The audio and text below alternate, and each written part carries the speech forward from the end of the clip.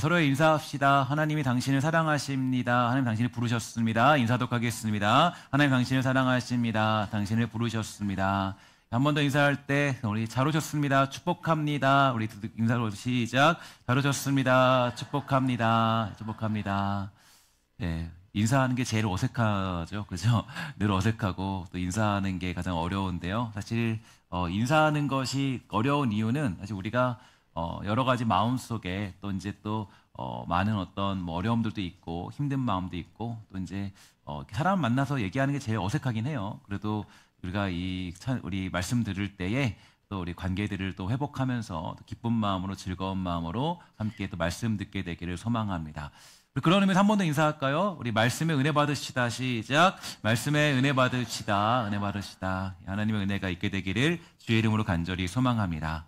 누가복음 6장은 이제 1차 갈릴리 사역의 내용을 담고 있는데요. 이 안식일에 대한 논쟁으로 시작하고 있습니다. 예수님은 그 유대인들과 그 안식일에 대한 두 가지의 논쟁을 벌이셨는데 첫 번째로 예수님은 이 안식일의 주인이다라는 것과 두 번째는 안식일의 기본적인 개념과 이해에 대한 내용을 그렇게 전달해 주셨죠. 예수님은 안식일의 주인이시기 때문에 이제 누가 뭐라고 하든지 선을 행하고 생명을 구하는 그런 일들에 그렇게 과감히 그 일들을 실행하셨다라는 것을 알 수가 있게 됩니다. 여기에 대해서 예수님은 그 한치의 망설임도 없이 이 손마른 자를 치유하셨는데 왜냐하면 예수님은 안식일의 주인이기 때문에 누군가의 눈치를 볼 필요도 없는 분이시기 때문입니다. 예수님은 우리들을 구원하기 위해 오셨죠. 예수님은 우리를 치유하고 회복시키기 위해서 이 땅에 찾아오셨습니다. 혹시 오늘 이 자리에 여러 가지 문제들을 가지고 있는 분들 혹시 계실까요? 육체의 질병으로 말미암아 아픔을 겪고 있는 분들이 여러분 중에 있을까요? 오늘 안식일의 주인 되시는 주님께서 이루어내시는 그 회복의 역사가 말씀을 듣고 기도하는 가운데 우리 모두에게 나타나게 되기를 주의 이름으로 간절히 소망합니다. 그래서 특히 이러한 역사는 우리의 순수한 마음 가운데 일어난다는 것을 알 수 있는데요. 6장 11절에 나타난 유대인들의 모습을 한번 보실까요? 이렇게 얘기하고 있어요. 그들은 노기가 가득하여서 예수를 어떻게 할까 서로 의논하고 있다라고 그렇게 평가해주고 있는데 예수님이 안식일의 주인이시고 또 그 놀라운 기적과 신비로운 일을 행하였으면 그것을 인정하고 주님이 주시는 은혜를 받는 자리에 있으면 되는 것 아니겠습니까? 그런데 그들은 예수님이 이루신 기적으로 말미암아 화가 나기 시작했습니다. 그래서 열이 받았고 정말 어떤 예수님을 죽이려고 했던 모습들을 가지고 있는데 좀 이상한 일이에요. 유대인들은 하나님에 대해서 안다고 할 수 있는 사람들인데 어느 정도 지식이 있거든요. 근데 왜 이런 모습을 과연 보이고 있을까요? 종종 우리들도 이러한 모습들을 사실은 가질 때가 있게 됩니다. 왜 하나님이 주시는 은혜를 쉽게 경험하지 못하는가? 왜 우리 안에 하나님이 주시는 기적의 역사가 일어나지 않을까? 혹시 우리들의 신앙적인 경험과 이 지식들이 그 일들을 방해하고 있는 것은 아닐까요? 때때로 우리는 하나님이 이루어내시는 일들보다도 내 자존심과 내 명예가 더 중요하다고 생각할 때가 있습니다. 그래서 하나님이 일으키시고자 하는 일들, 그 일들을 때로는 인정하고 싶지 않을 때가 종종 있다라는 거죠. 자기 생각과 멋대로 되지 않을 때 그때 우리는 유대인들의 모습처럼 오히려 하나님이 일으키시는 기적조차 받아들이고 싶지 않을 때가 있다라는 것입니다. 지난 새벽에도 제가 말씀을 드렸는데 그 유대인들이 예수님을 죽인 것은 예수님이 하나님의 아들이 아니라는 명백한 사실 때문이 아니었습니다. 그들이 보기에도 예수님은 하나님의 아들인 것이 명확했고 결국에 많은 사람들은 예수님이 하나님의 아들이라는 사실을 인정할 수밖에 없는 이 수많은 일들 앞에 설 수밖에 없었습니다. 그러면 왜 유대인들은 예수님을 죽일 수밖에 없었을까요? 그 이유는 딱 한 가지인데요. 바로 자기 마음에 들지 않기 때문이에요. 그러니까 예수님이 하시는 일들이 내 마음에 들지 않고 내 생각대로 되지 않고 내가 원하는 대로 되지 않기 때문에 정말 예수님을 죽일 생각을 할 수밖에 없던 것이죠. 그러니까 나의 생각과 맞지 않기 때문에 예수님을 죽이려고 한 것이지 예수님이 하나님의 아들이 아니기 때문에 죽이려고 한 것이 아니라는 것을 우리는 성경을 통해서 확인할 수가 있게 되죠. 예수님이 하나님의 아들이라는 사실은 그들에게 별로 중요한 것이 아니었던 것처럼 보여요. 예수님이 지금 자기의 편을 들고 있느냐, 자기의 과업을 인정해주고 있느냐, 내 논리와 능력을 돋보이게 해주느냐, 이게 더 중요한 관건이었지 그게 맞지 않으니까 유대인들은 결국에 예수님을 죽여버리기로 작정을 한 것입니다. 예수님이 하나님의 아들이 아니기 때문이 아니라 예수님이 하나님의 아들임을 부정할 수는 없지만 그 예수님이 자기 인생에 하나도 도움되지 않을 것을 알기 때문이었어요. 그러니까 오히려 예수님을 십자가에 못 박아 죽인 것이고 이 불법적인 일을 저지르면서까지 예수님을 붙잡아 그렇게 재판을 벌이는 자리까지 가서 예수님을 못 박아 죽였던 것입니다. 우리가 이러한 실수를 하지 않기 위해서는 분명해야 될 것이 있다면 바로 누가복음이 누누이 강조하면서 밝히고 있는 내용을 우리 명확히 할 필요가 있을 텐데요. 예수님이 이 땅에 오신 이유와 그 목적이 무엇인가에 대해서 여러분들과 저는 분명하고 명확하게 우리의 믿음 가운데 중심으로 세워둘 필요가 있습니다.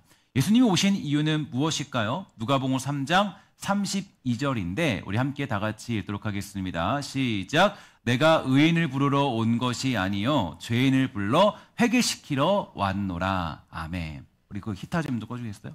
예수님은 그 죄인을 불러 회개시키러 오신 분이시죠. 예수님은 우리를 구원하여서 하나님의 자녀된 자리로 인도하시기 위해서 오셨지 우리 소원이나 들어주고 이 땅에서 내가 잘 살도록 도와주기 위해서 오신 분이 아니십니다. 그래서 이 사실을 명확히 하지 않으면 결국 우리는 예수님을 십자가에 못 박아 죽일 것이고 예수님을 배신하는 자리에 설 수밖에 없다라는 거예요.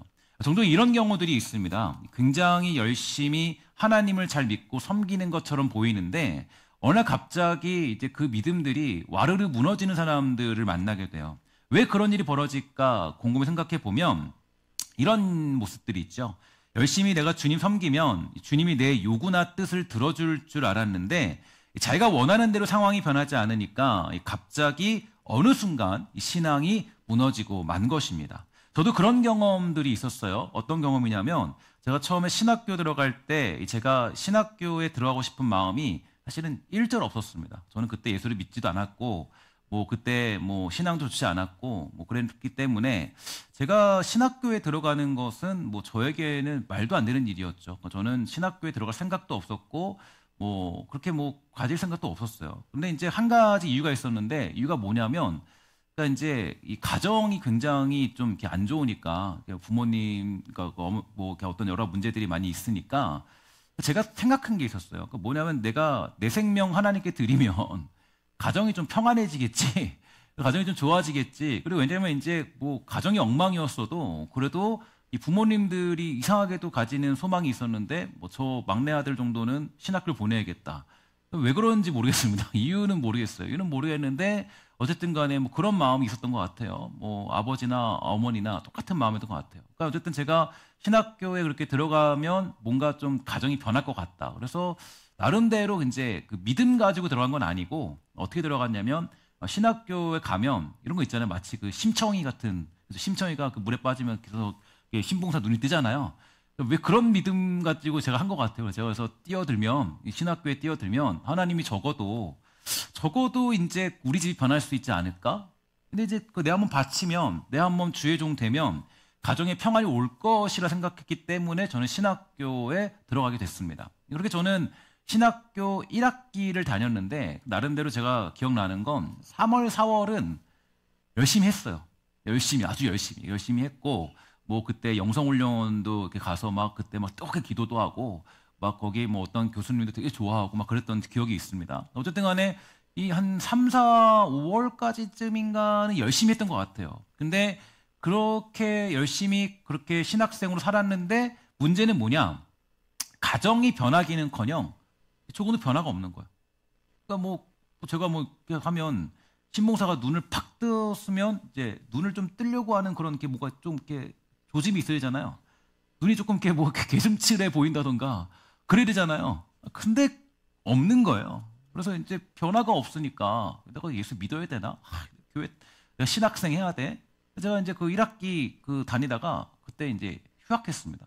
휴학하고 뭐 했냐면 이제 그때부터 제가 이제 알바하면서 이제 1년 동안 그냥 놀면서 있다가 이제 군대 갔죠. 그러니까 집을 탈출하기 위해서. 집을 어떻게 탈출할까? 이 지옥 같은 집을 어떻게 탈출할까 생각하면서 이제 그렇게 해서 이제 군대를 이렇게 떠나게 된 거죠. 결국 1학기를 다니다가 휴학을 하고 군대 갔습니다. 그래도 나름대로 열심을 가지고 신학을 배워보고자 내가 좀 희생하면 내가 그 재미없는 신학들 배우다 보면 뭔가 좀 되겠지라는 마음 가지고 그렇게 했는데 근데 이제 내가 열심히 그렇게 해봤자 뭐냐면 전혀 변하지 않은 그 현실, 내 열심과 노력 또 헌신이 있었지만 나의 편을 들어주지 않으시는 하나님. 그러니까 결국 저의 열정이 무너지더라고요. 그래서 제가 이제 그 뭔가 기대하는 바가 있었고 뭔가 생각하는 바가 있었는데 그게 되지 않으니까 거기서 이제 와르르 하고 무너지는 그런 시간들을 보내게 되었고, 그때 결심한 게 저는 신학을 하지 않겠다. 그래서 그게 언제까지 이어졌냐면 이제 그 군대 제대하고 1년 뒤까지 그랬어요. 저는 신학 안 하겠다. 그래서 이제 3년 4년 동안 안 하겠고, 원래는 그때 이제 편입을 하려고 이제 군대 갔다 와서 그 준비 중이었습니다. 편입했으면 여기 안 있겠죠, 그죠? 어쨌든 간에 이제 그렇게 상황이 있었는데 저는 신학을 하지 않기로 생각하게 됐는데요. 물론 지금 하나님의 너무 놀라운 인도하심 속에서 이 자리에 있지만 어쨌든 간에 이제 그런 상황들을 경험하게 된 그력들이 있어요. 그러니까 이제 이게 예수 믿는 게 뭔지를 명확히 하셔야 될 이유가 여기에 있어요. 그러니까 이제 예수님이 이 땅에 오신 이유와 본질. 내가 예수를 왜 믿냐? 교회를 왜 다니냐? 그러니까 교회를 다니고 예수를 믿는 것이 조건과 상황과 환경. 그러니까 이렇게 가면은 문제가 생기는 거예요. 그러니까 이제 이게 내가 이 자꾸 교회도 굉장히 어떤 성도들의 니즈에 맞춰주기 위해서 많이 노력을 하는데 되게 위험한 겁니다. 그 니즈가 사라지면 그때부터는 교회가 교회 본질로서의 그런 자리가 무너지게 되는 거예요. 교회의 목적은 뭐예요?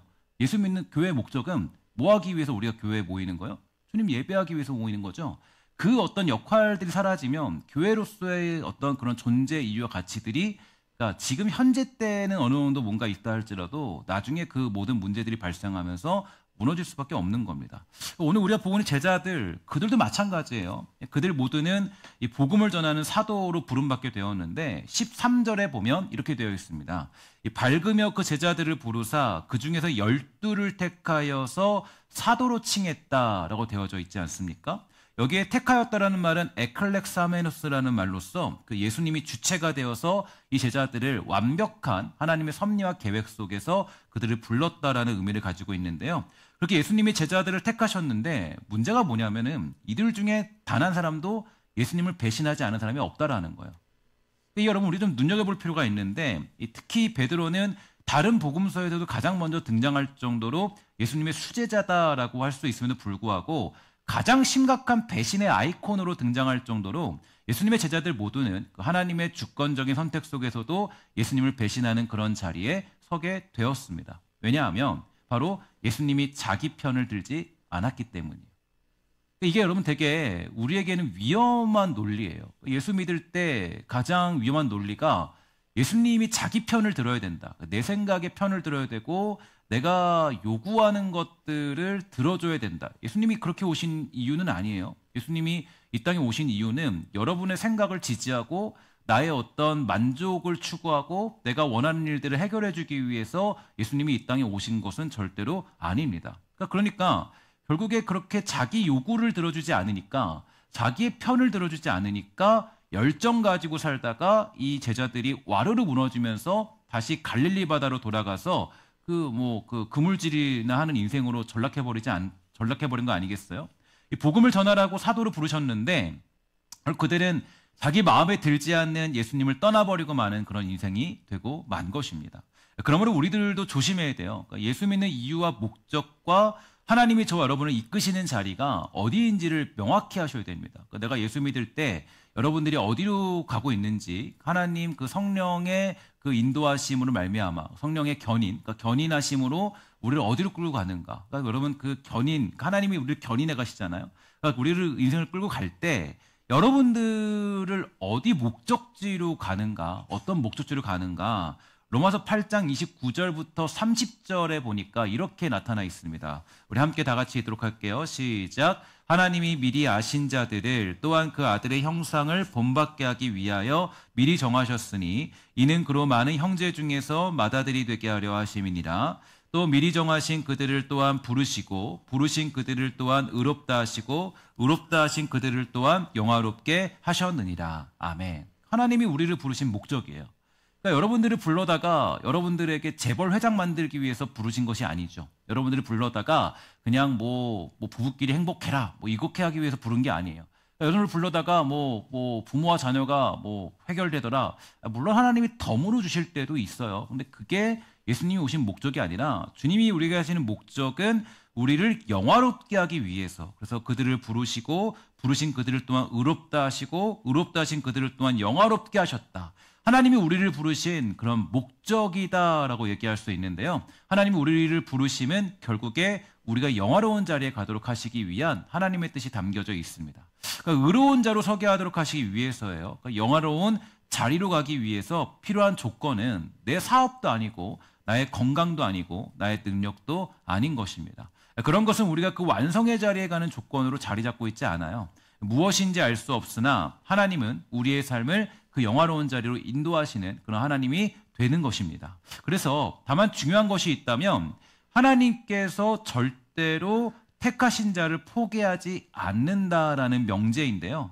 그러니까 우리가 문제가 있고 욕심을 부리고 부족한 모습을 가지고 있으면 여러분과 제가 아직도 구원받을 만한 성정이 되지 않고 그런 어떤 모습들이 있지 않다 할지라도 여전히 변화되지 않기 위해서 몸부림치고 있다 할지라도 하나님은 여러분들과 저를 포기하지 않는다라는 것입니다. 어떤 자리로 인도하시기 위해서? 영화로운 자리로 인도하기 위해서. 로마서 8장 38절부터 39절에 보면 이렇게 가르쳐주고 있습니다. 함께 있습니다. 시작. 내가 확신하노니 사망이나 생명이나 천사들이나 권세자들이나 현재일이나 장래일이나 능력이나 높음이나 깊음이나 다른 어떤 피조물이라도 우리를 우리 주 그리스도 예수 안에 있는 하나님의 사랑에서 끊을 수 없으리라. 아멘. 그러니까 하나님이 우리를 어떻게 하신다는 거예요? 포기한대요? 포기하지 않는데요? 포기하지 않는다라고 그렇게 선언하고 있습니다. 그러니까 내가 아무리 변하지 않으려고 내가 하나님의 구원의 그런 끝까지 가지 않으려고 막 몸부림치고 있다 할지라도 하나님은 우리를 포기하지 않고 우리를 반드시 그 영화로운 자리까지 인도하신다라는 것이 하나님의 약속이라는 거예요. 여러분들 중에서 이 중에서 여러분 보면 그런 얘기 많이 하죠. 저 사람은 왜 신앙을 10년, 20년 생활하는데 아직까지 저 모양이야. 뭐 그럴 수 있잖아요. 아니 왜 직분을 받았는데도 아직도 변화되지 않은 거야. 뭐 저를 보면서 그렇게 생각하시는 건 아니겠죠. 그렇죠. 여러분 어쨌간에 이제 그렇게 어떤 상황들을 볼 수 있잖아요. 그러니까 여러분 옆에 사람 보면은 이럴 수 있어요. 아직도 치사하던데. 아직도 정말 조금 뭐 좀 쪼잔하던데. 아직도 그냥 이것 가지고 막 잔소리하고 난리치던데. 뭐 그럴 수 있잖아요. 여러분 그게 하나님이 능력이 없기 때문이 아니에요. 그러니까 오히려 하나님은 인격적인 분이시기 때문에 하나님이 기다리시고 하나님이 만들어 가시는 과정 중에 있는 사람인 거지 직분 받았다고 변화되는 거 아닙니다. 여러분 잘 기억하셔야 돼요. 제가 가장 오해했던 게 뭐냐면 제가 그 목사 안수 받잖아요. 그 목사 안수 받으면 되게 은혜로워요. 은혜로운 게 저도 여기서 목사 안수 딱 기억나는데 여기서 받았는데 딱 받으면요. 그때 제가 2명에서 같이 받았던 것 같아요. 받았는데 그때 받을 때 그 목사 안수 받을 때 보면은 한 10명 되는 목사님들이 막 가운 딱 입고 저도 가끔씩 가운 입고 오면은 가운 입고 올라오면은 좀 달라 보이잖아요. 그래서 저분 좀 거룩해 보이는 그러잖아요. 근데 이제 그 가운을 10명 입고 이렇게 딱 기도해 줍니다. 그러면요. 제가 딱 그 가운 입고 딱 일어서면 이게 막 뒤에 날개가 달린 것 같이 막 천사처럼 변화되는 줄 알았어요. 아니더라고요.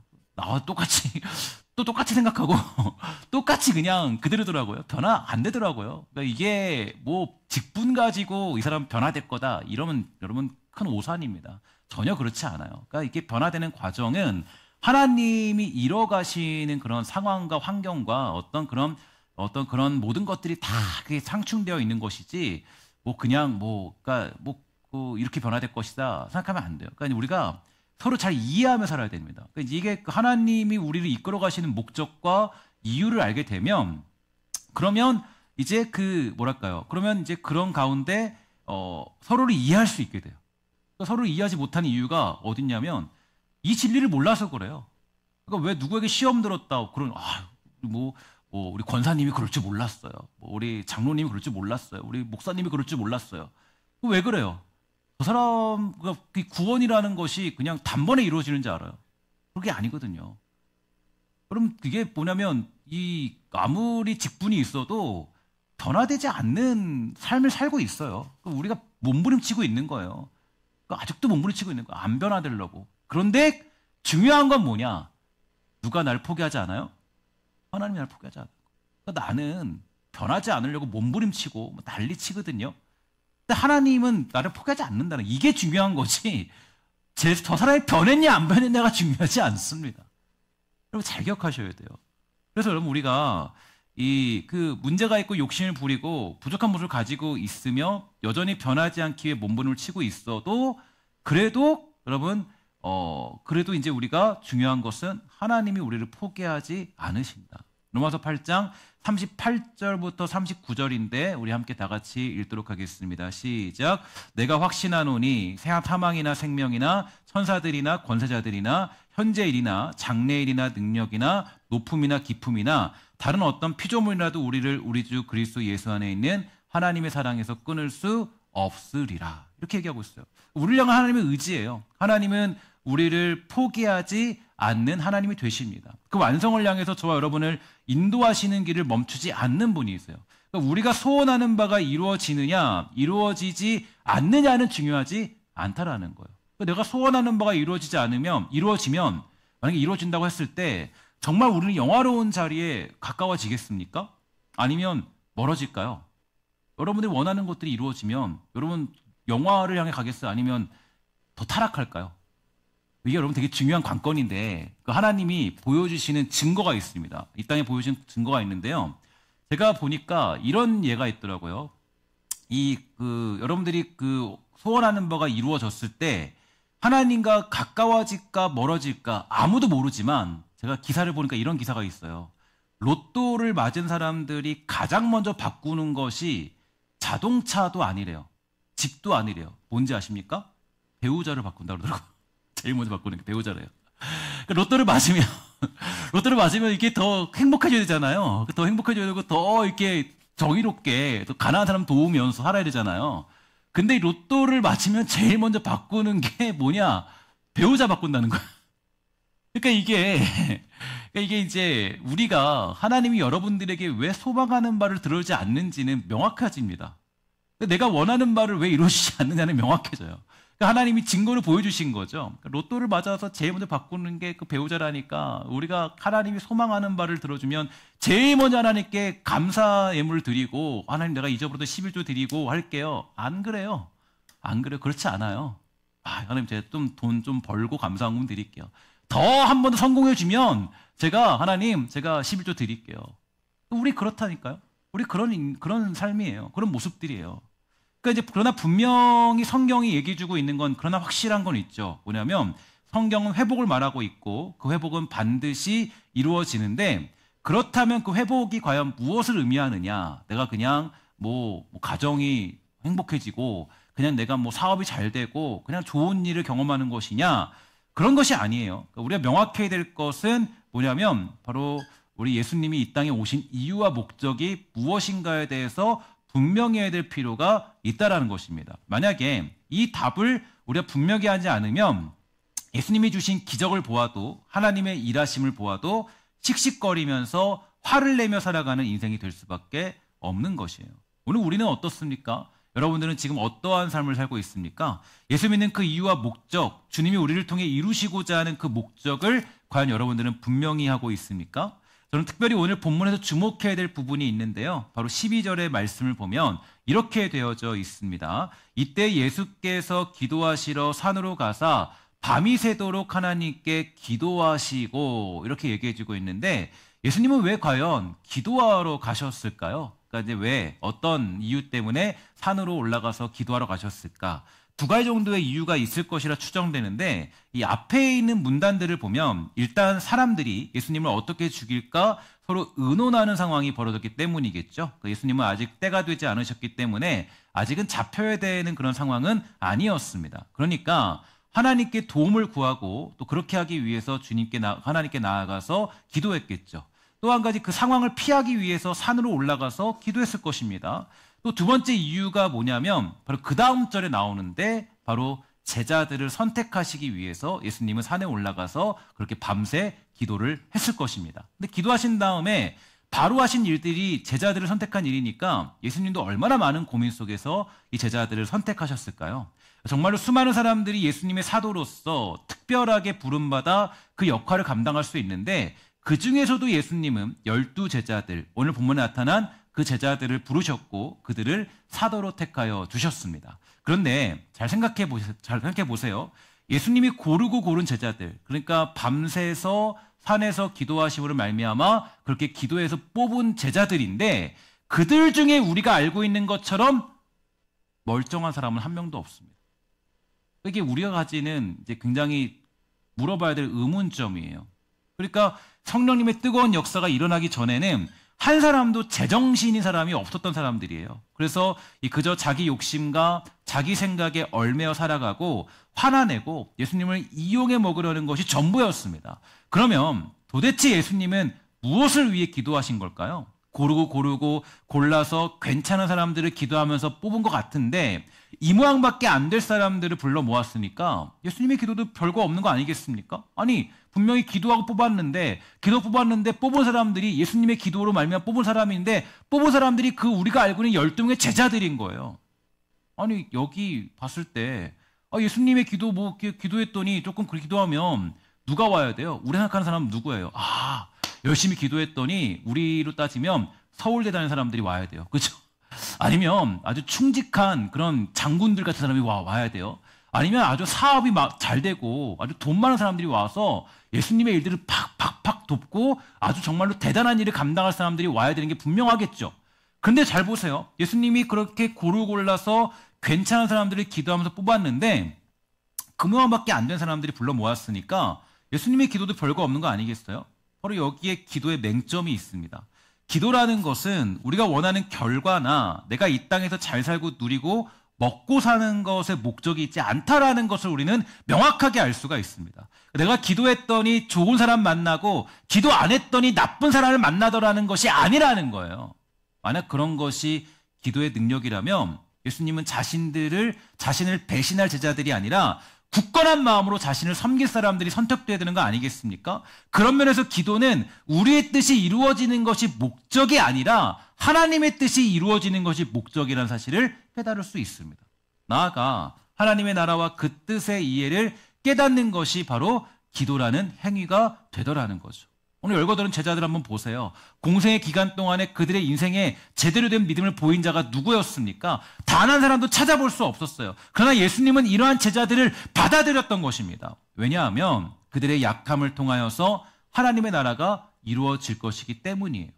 바로 이것입니다. 우리가 기도한다고 해서 세상에 어떤 일들이 바뀌고 어떤 자연적인 결과들의 변화가 갑자기 일어나는 것은 아닙니다. 쉽게 말해서 저기 지방의 한적한 대학교에 들어갈 친구가 엄청나게 기도했더니 서울대에 들어갈 일은 1%도 존재하지 않는다라는 거예요. 그러면 왜 기도가 필요할까요? 그것은 바로 하나님의 뜻을 받아들이기 위함에 있습니다.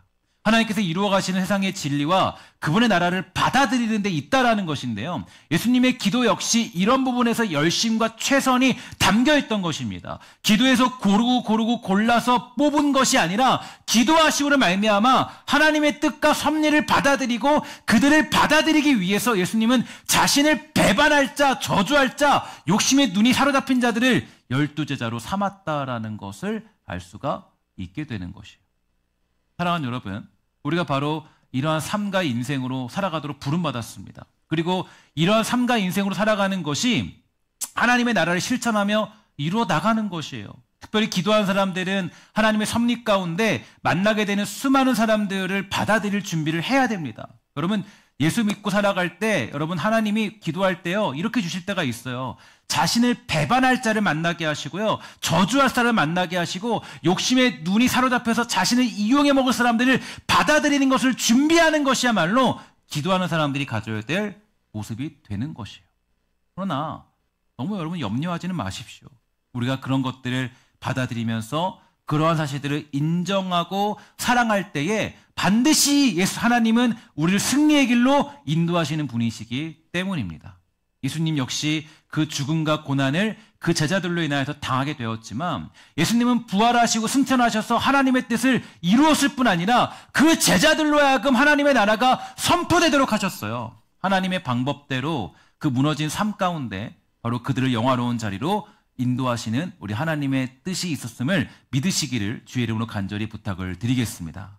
이게 바로 부름받은 인생이에요. 영광된 복을 누리는 아름다운 성도의 유익이 되는 것입니다. 성도는 결국에 하나님의 그 인도하심 속에 완성된 자리로 들어가게 되는 것입니다. 다만 중요한 것이 뭐냐? 우리가 기도해야 될 것은 우리의 뜻대로 내 마음대로 인생이 굴러가지 않는 이 현실 속에 하나님의 뜻과 섭리와 계획을 받아들일 줄 아는 믿음의 넉넉함을 위해서 우리는 기도하는 것이.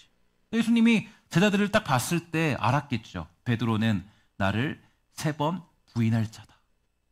그러니까 여러분, 예수님이 베드로 만났을 때 베드로와 같이 있다 보니까 알았을까요? 아, 쟤 배반할 놈이네. 야, 큰일 났다. 아니에요. 예수님이 하나님의 아들이신데 그들의 결과를 모르겠습니까? 아셨겠죠? 처음부터 아셨을 거예요. 저 사람은 나를 배신할 자라는 걸 아셨지만 그 기도하는 가운데 어떻게 하셨냐면 나를 배반할 자, 나를 팔아넘기 가룟 유다, 나를 부인할 그 제자들을 받아들이기 위해서 바로 그 예기치 않은 그 상황들을 넉넉하게 받아들이기 위해서 예수님은 하나님 앞에 기도하셨다라는 것을 성경은 우리에게 가르쳐주고 있는 것입니다. 그래서 인생은 그렇게 우리가 예기치 못한 여러 가지 일들을 만나게 되면서 이제 우리가 그 일들을 받아들이는 넉넉함들이 필요해요. 기도가 있는 사람들은 그 예기치 못한 문제를 만났을 때, 그러니까 내가 이해할 수 없는 문제를 만났을 때 하나님의 뜻과 계획과 예정과 섭리 가운데 있다는 것을 그렇게 깨닫게 되는 여유와 넉넉함들을 가지고 있습니다. 최근에 제가 여러분들도 잘 아는 것처럼 제가 이제 다이어트를 굉장히 잘하지 않았습니까? 열심히 성공했던 그런 기억들을 가지고 있는데요.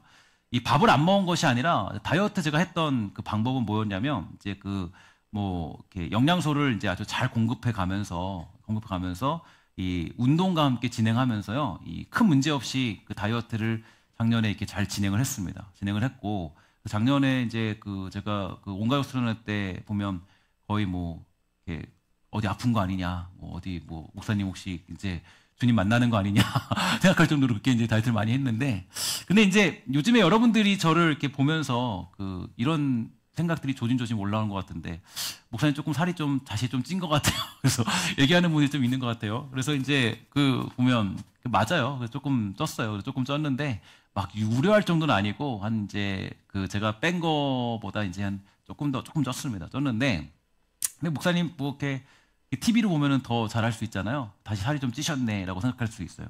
근데 이제 이전까지는 아니지만 살이 조금 붙긴 했습니다. 정확히 보셨는데 사실 조금 이렇게 살이 찌게 된 좀 당황스러운 이유가 있어요. 이유가 뭐냐면 다이어트를 하니까 이제 뭐가 있냐면 원래 제 몸이 누리고 있던 과하게 받고 있던 영양소의 공급이 원래 이만큼 받았어야 됐나 봐요. 근데 영양소 공급이 조금 문제가 있었는지 아주 예기치 못한 문제를 만났습니다. 어떤 문제를 만났냐면 살은 빠졌는데 뭐가 시작됐냐면은 탈모가 시작된 거예요. 다이어트 탈모가 그래서 이렇게 머리가 이렇게 지금도 조금 탈모의 후유증이 좀 있거든요. 그래서 여기가 좀 갑자기 다이어트를 하니까 이만큼이 빠지기 시작한 거예요. 막 빠지고, 그리고 지금도 머리를 많이 가렸는데 근데 이제 이게 영양소 공급이 좀 있었는지 이게 탈모가 심각하게 생긴 거죠. 심지어 이제 탈모를 찾아보니까 왜 그런 기사가 보이는지 모르겠지만 어떤 살찐 개그맨이 열심히 운동하면서 이 다이어트를 진행했음에도 불구하고 이 탈모가 시작되어서 이제는 완전히 가발을 쓰고 다닌다는 기사도 막 눈에 막 보이더라고요. 저도 이제 머리가 조금 보일 정도로 진행되니까 이 문제를 극복하기 위해서 막 연구를 했어요. 연구를 하니까 결론을 얻는 게 뭐냐면 사실 먹는 양을 늘려야 되더라고요. 원래대로 먹으면서 이제 좀 이렇게 잘 해야 된다라고 얘기하더라고요.